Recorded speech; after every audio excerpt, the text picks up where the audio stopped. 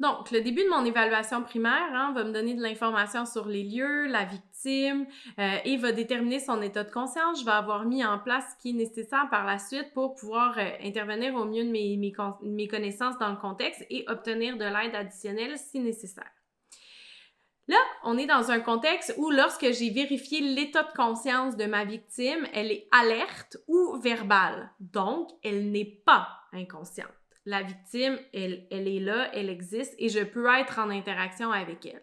Donc, bien entendu, je vais avoir regardé les lieux et lorsque je vais avoir validé son état de conscience, comme je suis en interaction avec elle, je vais m'être présentée, bien entendu, et je vais aussi lui demander la permission de pouvoir l'aider, étant donné que cette personne-là, elle est en mesure de refuser ou non de se faire aider.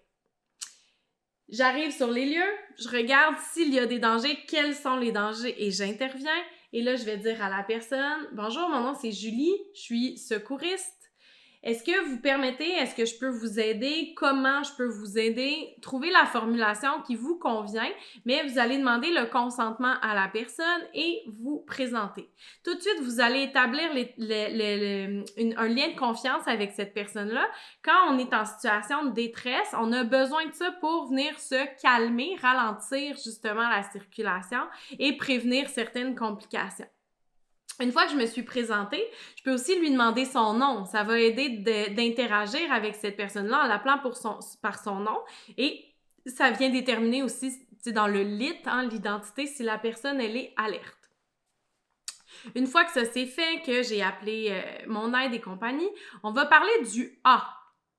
Le A, en fait, est pour aération ou airways. Ça dépend si on le fait en français ou en anglais. Lorsque ma victime, elle est consciente, bien sûr, je dois voir dans quelle mesure et de quelle manière elle respire. Je vais venir qualifier et quantifier cette respiration-là. Mais premièrement, je dois dégager les voies respiratoires de la personne. Une autre manière de présenter les choses, c'est en utilisant une paille. Okay? Actuellement, si je suis comme ça puis que je respire bien, ben ma paille, donc mes voies respiratoires sont dégagées. Mais si j'ai mal, je souffre, je suis recroquevillée, mais c'est comme si ma paille, elle est pliée. Et là, j'ai de la difficulté, justement. Fait que peut-être déjà là, en me redressant, ça va mieux se passer.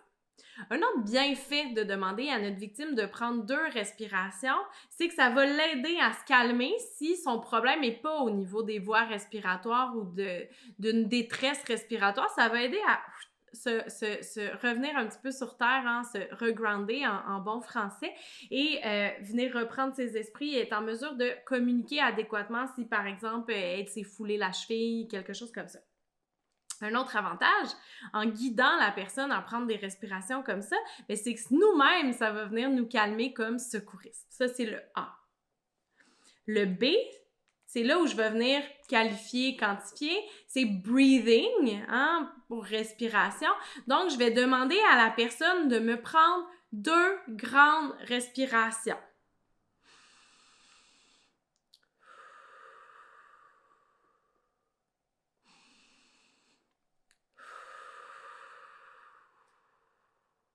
Je vais lui demander si ça lui fait mal. Je vais porter une attention particulière. Est-ce que ça fait un bruit spécial?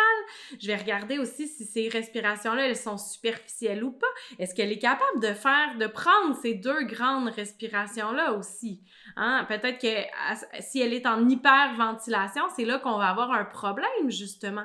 Donc, je vais tout de suite identifier qu'il y a un problème au niveau de la personne dans mon évaluation primaire chez la victime consciente. Il y a plusieurs manières de prendre le pouls chez quelqu'un qui est conscient. Chez une personne inconsciente, on va venir prendre ici au niveau de la carotide parce qu'elle est inconsciente, affaissée sur le sol. Néanmoins, si ma personne elle est alerte, je ne vais pas venir de manière intrusive toucher au niveau de sa gorge, etc. Donc, je pourrais venir ici au niveau du pouls radial. Et l'idée, ça va être de qualifier la circulation. Est-ce que le pouls, il est rapide? Est-ce qu'il est lent? Est-ce qu'il est irrégulier? Donc, ça va tout être des choses que je vais vouloir venir évaluer, qui vont me donner de l'information sur ma victime. Et finalement, D, pour DEA, défibrillateur, chez une victime consciente. Je vais pas l'installer, mais il va quand même faire partie du paysage, surtout si ma personne, c'est un problème circulatoire. Je soupçonne qu'il y a peut-être potentiellement un problème au niveau de la circulation pour la crise cardiaque, angine, AVC, etc. Donc, le DEA, il va être proche et je vais être prête à l'utiliser éventuellement. Donc, chez une victime consciente, si je récapitule, j'arrive sur les lieux, je regarde s'il y a des dangers, je maîtrise ces dangers-là, je regarde aussi si j'ai de l'information qui m'est donnée par l'environnement. Je vais regarder l'état de conscience de ma victime, comme on l'a vu précédemment. Je vais apostropher, donc demander de l'aide, mettre en place, faire le 911 si nécessaire, ainsi de suite. Et je vais dégager les voies respiratoires avec le A, Airways. Je vais demander à ma victime de prendre 2 grandes respirations, breathing B, pour venir qualifier ces respirations-là et voir si elles sont difficiles. Et finalement, au niveau du C, circulation, je vais prendre le pouls pour, encore une fois, qualifier ce pouls-là. Et je vais aussi observer s'il y a des écoulements de sang majeurs, puisque c'est aussi lié à la circulation dans ce contexte-là. Et finalement, le D pour DEA, mais je vais le garder autour de moi.